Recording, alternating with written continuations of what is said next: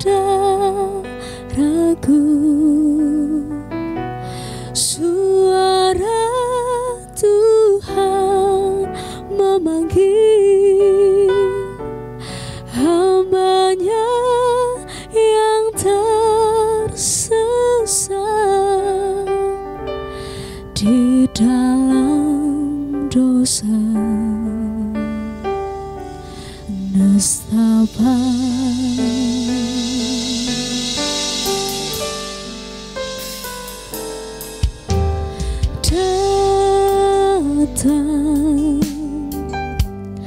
datanglah pada Yesus bila kau ingin damai di bumi dan di surga selama-lamanya.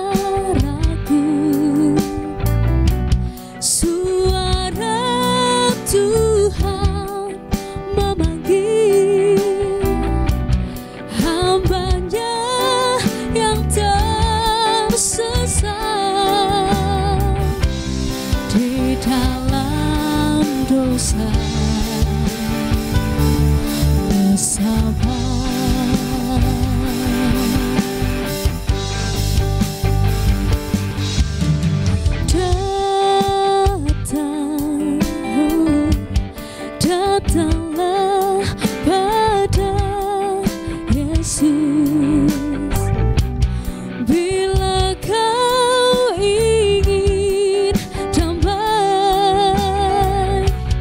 di bumi dan di surga selama-lamanya.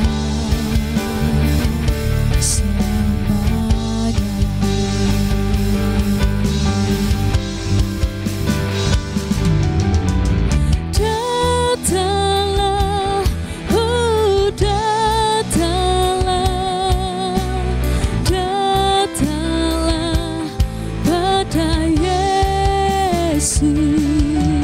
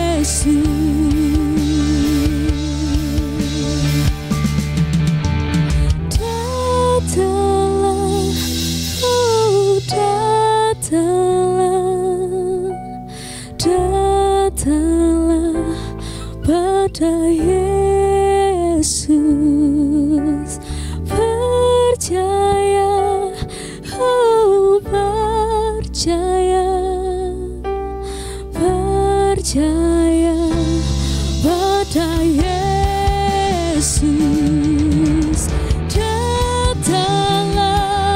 oh datanglah, datanglah pada Yesus, percaya, oh percaya, percaya pada Yesus, kepada Yesus, kepada Yesus, kepada Yesus.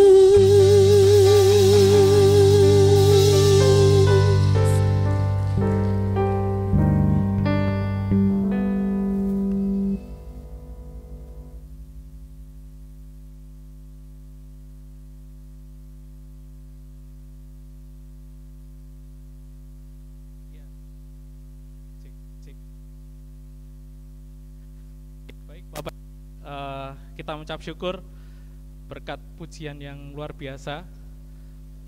Saya lupa tadi nanya judulnya, tapi ini lagu ciptaan dari Bapak Sugeng ya, luar biasa, dan aransemen oleh tim akustik. Kita beri tepuk tangan untuk Pak Sugeng dan tim akustik yang boleh menolong, dan Mbak Karin juga yang menyanyikan sungguh luar biasa.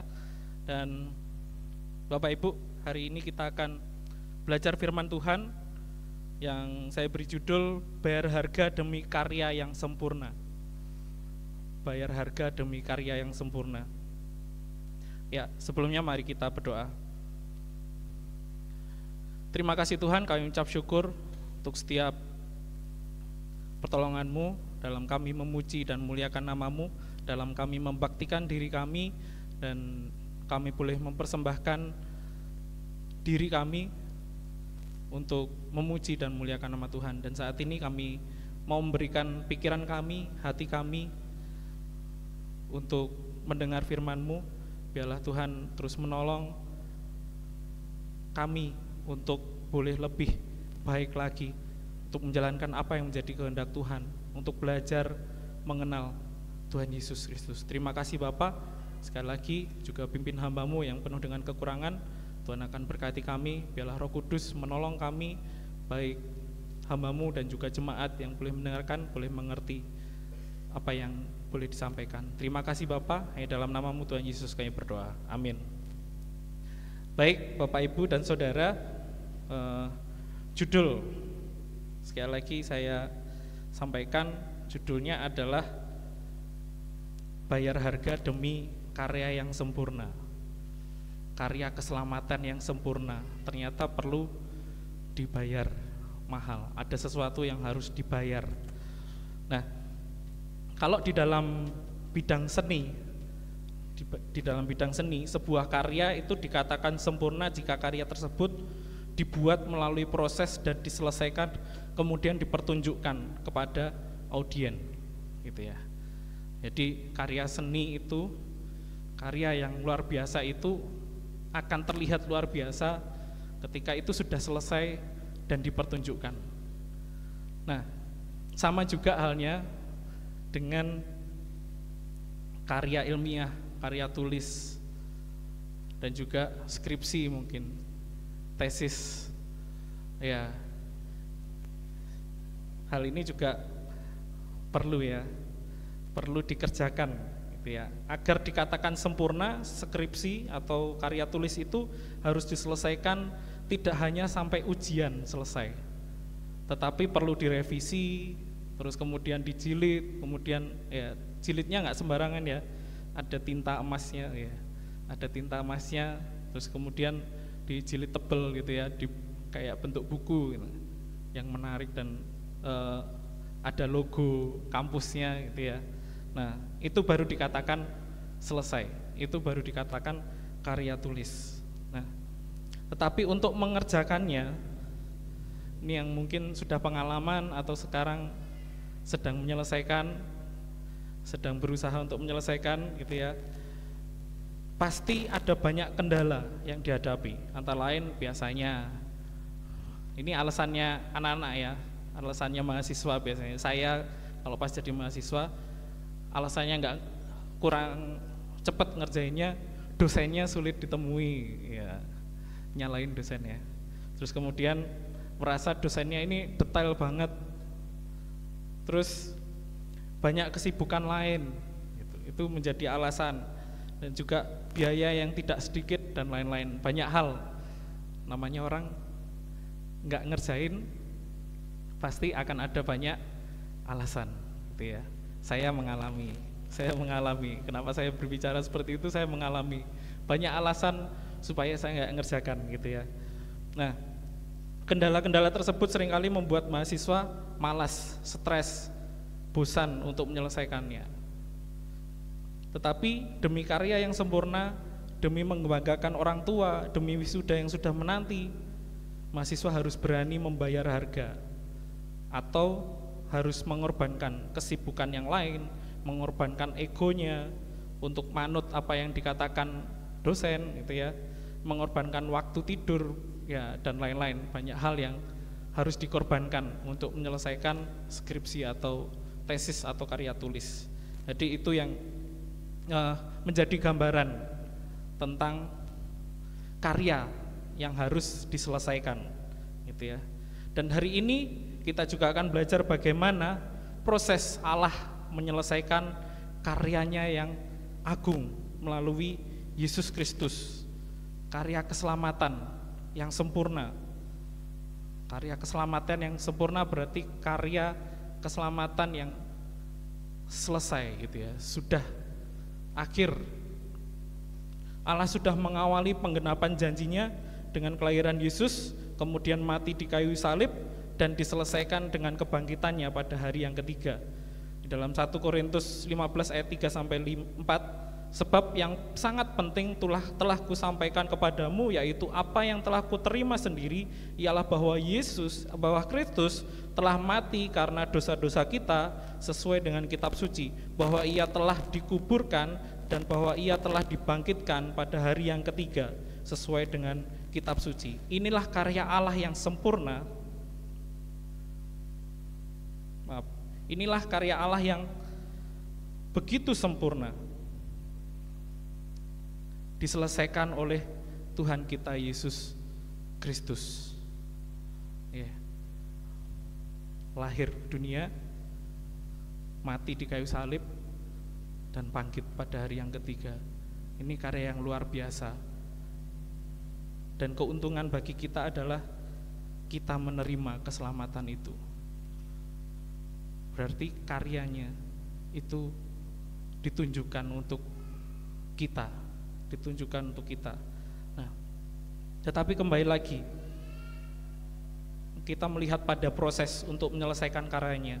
Banyak kendala dan tantangan yang dapat menghambat karya agung Allah, atau tugas atau misi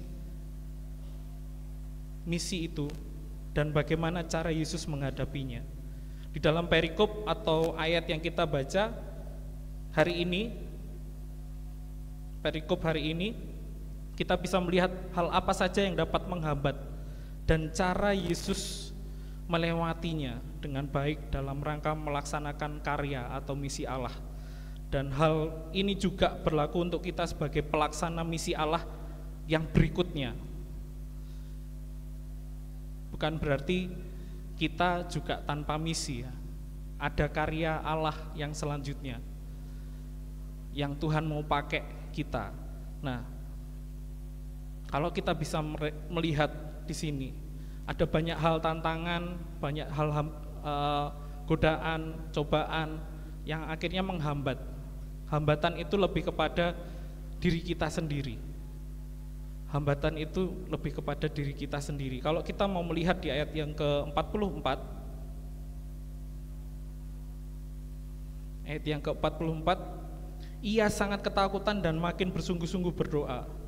Peluhnya menjadi seperti titik-titik darah yang bertetesan ke tanah. Jadi kalau kita bisa melihat hambatan yang dihadapi Yesus, atau respon yang dihadapi Yesus ketika menghadapi tantangan ke depan. Dia saat itu dia harus menerima siksaan, menerima hukuman, bahkan kematian, gitu ya. Bayangkan kalau kita hari ini tahu kematian kita kapan, besok kita akan mati. Kalau kita tahu besok kita akan mati, kira-kira apa yang terjadi? Apa respon kita sebagai manusia? Yesus di sini di ayat 44 dibilang sangat ketakutan. Ini respon yang pertama atau penghambat sebenarnya. Penghambat yang pertama yaitu Yesus merasakan ketakutan. Ketakutan Yesus dalam menghadapi tantangan bahkan kematian yang ada di depannya. Ketakutan yang sangat luar biasa ini ditunjukkan bagaimana peluhnya menjadi titik-titik darah. Kalau secara ilmiah, Yesus ini mengalami hematohidrosis. Hematohidrosis kalau dalam bahasa kedokteran ya. Jadi hematohidrosis ini menurut Dr. Frederick Zugib ya, terjadi karena adanya tekanan besar di pembuluh darah. Sekitar kelenjar keringat ada banyak pembuluh darah yang berbentuk seperti jaring. Pembuluh darah mengembang atau bahkan pecah. Darah mengalir masuk ke kelenjar keringat. Kelenjar keringat menghasilkan banyak keringat sehingga keringat yang keluar bercampur dengan darah. Ya. Ketika Yesus sangat-sangat ketakutan, apa yang terjadi? Saya ini banyak keringat, tapi untung nggak banyak darah ya. Berarti saya nggak tertekan. Saking tertekannya Yesus, saking takutnya Yesus, ini menunjukkan bahwa dia manusia sejati. Menunjukkan dari sisi kemanusiaannya dia, manusianya dia memiliki rasa takut yang sungguh luar biasa. Apa yang akan dihadapi ke depan sudah terbayang ya, sudah terlihat oleh dia. Paling enggak salib. Karena hukuman yang paling berat pada saat itu adalah salib. Ketika membayangkan salib itu saja udah ketakutan, apalagi siksaannya yang luar biasa gitu ya. Kalau saya menonton film The Passion, itu ada pemerannya itu sudah dipakai sudah dipakai kulit untuk mempertebal gitu ya ketika dicambuk, karena cambuknya memakai katanya yang asli, jadi cambuknya itu ada bergerigi dan mungkin ada kayak tajamnya gitu ya. Terus kemudian ada satu adegan, kalau pernah nonton itu, yang ketika dicambuk, cambuknya itu ujungnya itu nancep, terus kemudian ditarik gitu ya. Ternyata itu kena beneran. Jadi itu sudah pakai kulitnya yang tebel gitu ya, kulit palsu yang tebel gitu, tapi itu masih tembus, dan ketika ditarik itu benar-benar yang sakit gitu. Saya bayangkan ketika Yesus yang pakai kulit aslinya gitu ya, ketika tertembus itu saja udah luar biasa kesakitannya. Nah, itu yang dibayangkan oleh Yesus, kenapa dia sampai sebegitu takutnya. Nah, kita lihat di sini, dan hal ini menunjukkan sisi manusia ya, Yesus sebagai sisi manusia. Ayat 42 ditunjukkan di situ Yesus mencoba untuk bernegosiasi dengan Allah agar Allah membatalkan karyanya. Ketakutan ini hampir menjadi hambatan baginya dalam melaksanakan misi atau karya Allah. Ketakutan ternyata bisa menjadi hambatan. Ketakutan sering menjadi hambatan juga bagi kita untuk melaksanakan misi Allah. Seringkali kita takut lebih dahulu karena membayangkan terhadap tantangan yang akan kita hadapi. Sebagai contoh, misi Tuhan Yesus pada kita apa? Amanat agung, memberitakan Injil. Mungkin kita sedang dekat dengan orang, terus orang tersebut belum percaya. Kemudian ada kesempatan bagi kita untuk menyampaikan, ini loh Yesus, Tuhan dan Juru Selamat, gitu ya. Tetapi seringkali muncul ketakutan. Kalau aku nanti menyampaikan Yesus pada orang ini, nanti aku dijauhi, nanti aku dibenci, nanti aku dimusuhi, nanti aku dikandakni bahasa Jawa Tengah ya, nanti wadul teman-temanku, terus kemudian aku dijauhi teman-temanku. Hal-hal seperti itu, ketakutan yang seperti itu yang mungkin saat ini dirasakan gitu. Nggak berani untuk menyampaikan Yesus. Nanti aku kehilangan pekerjaanku. Nanti aku dicem sama atasanku. Nanti aku dicem sama guruku. Gitu ya. Banyak hal, banyak pertimbangan, kemudian takut, kemudian wis gak sida. Sering terjadi. Iya. Ketakutan ini yang ternyata dapat menghambat kita melaksanakan misi Allah.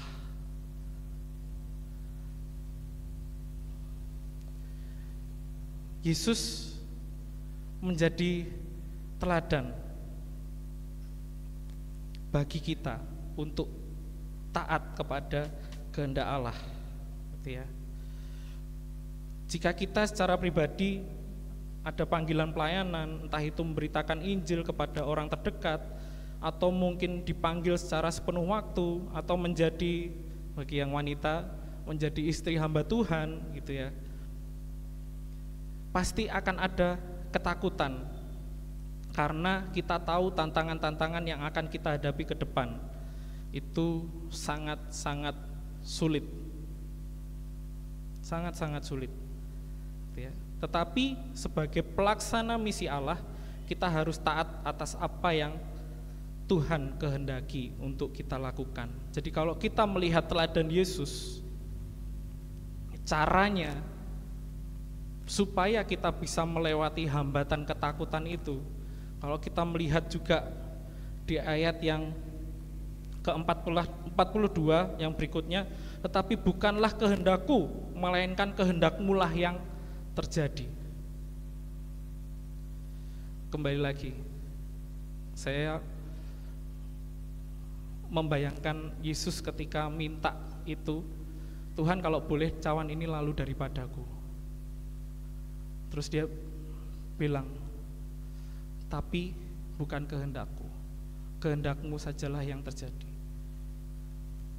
Jadi setiap kali saya baca ini saya selalu merinding ya. Ya, ini Yesus memberikan contoh keteladanan, ketaatan, walaupun itu harus sakit, walaupun itu harus menderita, walaupun itu harus menghadapi tantangan yang sungguh luar biasa. Tetapi ini menjadi teladan bagi kita. Sebagai pelaksana misi Allah, kita harus taat atas apa yang Tuhan kehendaki untuk kita lakukan. Kita harus menyadari bahwa kita harus menyadari dan mengerti apa tujuan Allah menciptakan kita sebagai manusia. Kita bisa lihat di dalam Efesus 1 ayat 11 sampai 14 ayat tersebut memberikan pemahaman untuk kita. Aku katakan di dalam Kristus, karena di dalam Dialah kami mendapat bagian yang dijanjikan. Kami yang dari semula ditentukan untuk menerima bagian itu sesuai dengan maksud Allah, yang di dalam segala sesuatu bekerja menurut keputusan kehendaknya, supaya kami yang sebelumnya telah menaruh harapan pada Kristus boleh menjadi puji-pujian bagi kemuliaannya. Di dalam Dia kamu juga, karena kamu telah mendengar firman kebenaran, yaitu Injil keselamatanmu. Di dalam Dia kamu juga ketika kamu percaya dimeteraikan dengan Roh Kudus yang dijanjikannya itu. Dan Roh Kudus itu adalah jaminan bagian kita sampai kita memperoleh seluruhnya, yaitu penebusan yang menjadikan kita milik Allah untuk memuliakannya. Kita diciptakan, kita dipilih Allah untuk memuliakan Tuhan. Untuk memuliakan Tuhan. Jadi kita sebagai umat pilihan, kita yang sudah menjadi miliknya, berarti harus apa? Harus mengerjakan apa yang menjadi misi Allah. Ketika kita takut, itu hambatan yang menjadi tantangan kita. Nah, bagaimana cara kita melewatinya? Ya kita harus taat. Mau ndak mau gitu ya. Mau ndak mau, sakit ndak sakit, menderita nggak menderita, kita harus lakukan itu. Ketika kita mau taat, pasti akan ada suatu kekuatan yang daripada Tuhan. Nanti kita akan bahas ini di belakang ya. Kenapa ketika kita mau taat gitu ya. Nah, kemudian selain itu, apapun yang kita lakukan haruslah sesuai dengan kehendak Tuhan. Jika engkau makan dan jika engkau minum, atau jika engkau melakukan sesuatu yang lain, lakukanlah semuanya itu untuk kemuliaan Allah. Kembali lagi kita diyakinkan, apapun yang kita lakukan saat ini, karena kita ciptaan Allah untuk melakukan kehendak Allah, untuk memuliakan Allah. Jadi jelas, jangan sampai ketakutan menjadi hambatan kita untuk melakukan tugas misi Allah, agar karya-karyanya melalui kita menjadi sempurna. Ketika kita memilih untuk taat, ketakutan sudah bukan lagi menjadi hambatan dalam melaksanakan tugas dan misi. Ketakutan tetap ada, tetapi itu harus dilewati gitu ya. Ketika kita mau melaksanakan misi Allah menjadi karya yang sempurna di dalam kehidupan kita gitu ya. Terus kemudian yang kedua, kita melihat di ayat ke-45 sampai ke-46, lalu ia bangkit dari doanya dan kembali kepada murid-muridnya. Saya akan baca 45 saja. Tetapi ia mendapati mereka sedang tidur karena duka cita. Ya, hambatan yang kedua apa kira-kira? Malas, tidur, dan tidak mau memikirkan yang berat-berat. Pada ayat 45 ini kita melihat bahwa murid-murid yang menemani Yesus di Taman Getsemani tertidur karena duka cita yang mereka hadapi. Karena duka cita. Duka cita karena apa? Ternyata duka cita yang mereka hadapi adalah ketika Yesus berbicara kepada para murid. Kalau kita melihat perikop-perikop sebelumnya tentang kepergiannya, Yesus akan meninggalkan mereka gitu ya. Tampaknya murid-murid Yesus saking ya bingung ya, saking bingungnya meh ditinggal gurunya gitu ya, meh mau ditinggal panutannya, bingung, sedih, bercampur ya stres mungkin. Tapi mereka lebih memilih untuk tidur. Mereka lebih memilih untuk tidur dan tidak memikirkannya, wis turu wis. Nah, secara manusiawi dan banyak penelitian yang dilakukan menunjukkan bahwa tidur dapat mengurangi tingkat kesetresan seseorang. Siapa yang setuju? Ya, saya pun seperti itu ya sampai sekarang. Kalau sudah budrek bukan obat ya, itu budrek. Kalau budrek gitu ya, atau bingung, wis ngapain, harus ngapain, dapat masalah terus harus ngapain, saya tinggal tidur. Ada yang itu. Tetapi ternyata itu salah. Ternyata itu salah. Terkadang atau seringkali kita menghadapi tantangan dalam menjalankan pelayanan atau menjalankan misi Allah, kita lebih memilih untuk melepaskan tantangan itu, melepaskan tugas itu. Entah itu pergi dari masalah tersebut, tidur, juga banyak cara, bukan dengan menyelesaikannya tetapi dengan meninggalkan masalah itu tetap ada dan kita tidak mau memikirkannya. Apakah seringkali kita seperti itu? Ketika kita menghadapi tantangan dalam pelayanan, ketika kita menghadapi segala sesuatu mungkin dalam pekerjaan kita, gitu ya. Ketika stres, bingung, wis gak iso apa-apa, turu ae. Wis gak iso apa-apa, tak tinggal ae masalahnya. Sering enggak? Sering. Jadi, tapi ternyata itu yang tidak dikehendaki Allah, itu ya. Di dalam perikop ini bahkan disebutkan 2 kali ya. Kata apa? Ada kata apa? Di dalam ayat 46 katanya kepada mereka, "Mengapa kamu tidur? Bangunlah dan berdoalah supaya kamu jangan jatuh ke dalam pencobaan." Di ayat yang ke-40 setelah tiba di tempat itu ia berkata kepada mereka, "Berdoalah supaya kamu jangan jatuh dalam pencobaan." Itu sampai diulangi 2 kali. Gitu ya. Bapak Ibu sudah pasti bisa menjawab.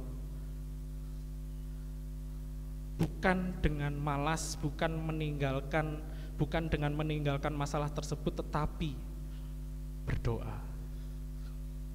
Yang harus kita lakukan adalah berdoa ketika kita menghadapi tantangan tersebut. Ya, terkadang kita meremehkan doa itu sendiri. Ngapain kita berdoa? Toh nggak ada apa-apa setelah kita selesai berdoa. Seringkali seperti itu. Tetapi kembali lagi saya mau mengingatkan, berdoa seperti apa yang kita lakukan? Apakah berdoa itu hanya untuk supaya kita tenang? Berdoa itu supaya kita ketika kita selesai berdoa jawaban Tuhan langsung, gitu ya. Tapi tidak. Kalau di sini kita belajar dalam Yakobus 4 ayat 3, atau kamu berdoa juga tetapi kamu tidak menerima apa-apa karena kamu salah berdoa, sebab yang kamu minta itu hendak kamu habiskan untuk memuaskan hawa nafsu. Kembali lagi, apakah kita berdoa hanya untuk keinginan kita, hanya untuk kebutuhan keluarga kita? Apakah kita sudah berdoa benar-benar untuk tugas pelayanan kita supaya banyak orang menjadi percaya, gitu ya? Apakah kita berdoa untuk tugas misi yang sudah Tuhan beri? Jadi kita di sini diingatkan untuk menghadapi tantangan dalam pelayanan itu atau dalam melaksanakan tugas misi, harus menghadapinya bukan dengan kemalasan atau meninggalkan tugas tersebut, tetapi dengan cara berdoa.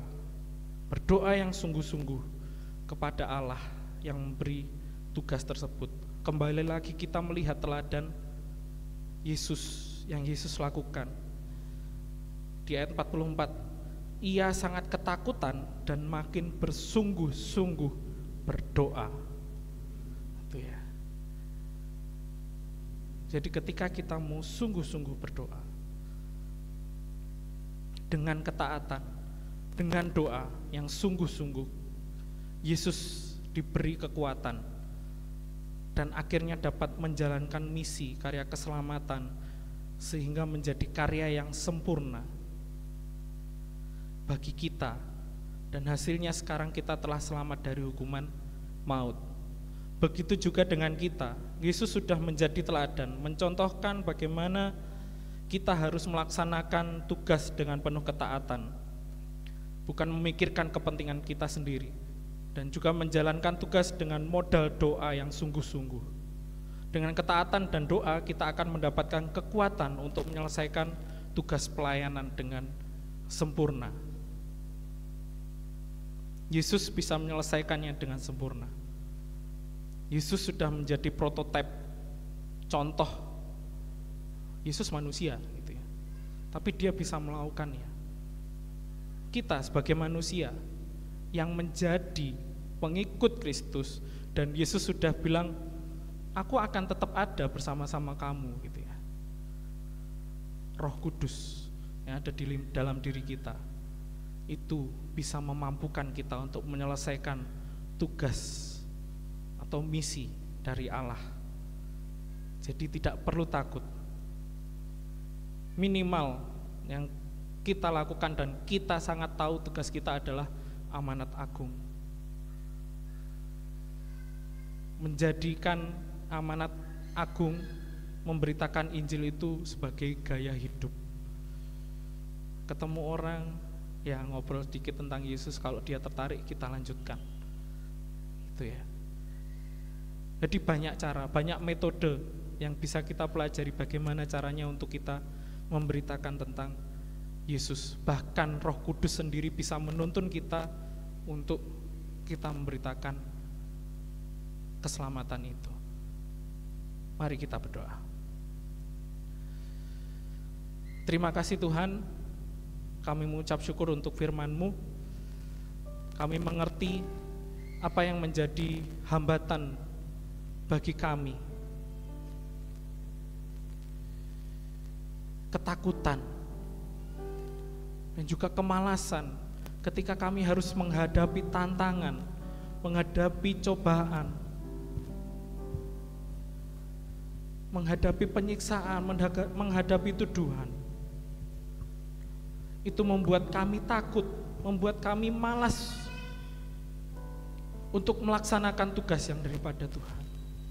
Tetapi saat ini kami sudah melihat teladan Yesus, bagaimana karya keselamatan yang sempurna bisa diselesaikan dengan baik. Dan kami melihat karya itu, dan kami sudah merasakan karya itu, bagaimana kami diampuni, kami mendapatkan keselamatannya. Terima kasih Tuhan. Terima kasih untuk setiap pertolongan. Bapak Ibu, renungkan ini. Biarlah musik dan singer menyanyikan, karena salib Kristus aku hidup. Karena Engkau berkuasa untuk melakukan semuanya dalam kehidupan kami. Bapak Ibu berdoa, singer boleh menyanyikan.